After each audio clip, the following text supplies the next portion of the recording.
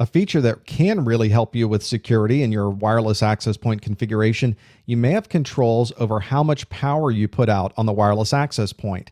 Ideally, you would set this to go as low as you possibly can and still have people communicate. That way, you aren't sending your signal out to the parking lot where other people may be able to hear what's going on your wireless network. So you may have to study it. You may have to get some detailed spectral views of the traffic, determine what type of traffic we're seeing, how much power is really being outputted, and determine based on the size of the organization or the size of the floor you happen to be on, what is the level of power you really should set.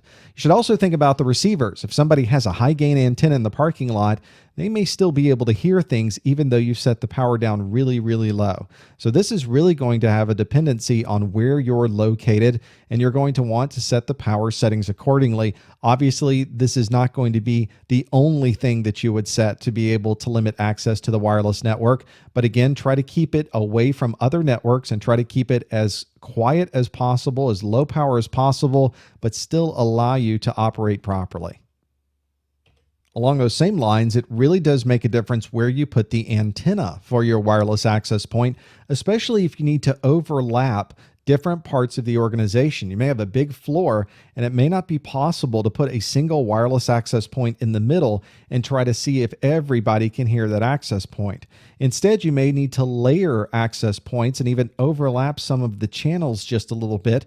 Your wireless receiver in your laptop or your wireless device will choose whichever signal is the loudest, and you'll overlap it with different channels as well so that you don't have frequencies that are overlapping each other and creating any problems. So this is where you may want to adjust power levels, adjust where your different antennas are being placed, and maybe even change the type of antenna you're using. Maybe not to be an omnidirectional antenna, maybe choose one that only looks in different directions to send its signal and receive its signal. There's a lot of options out there. You can check with your manufacturer of your wireless access point and see what types of antennas are available for the particular model that you have.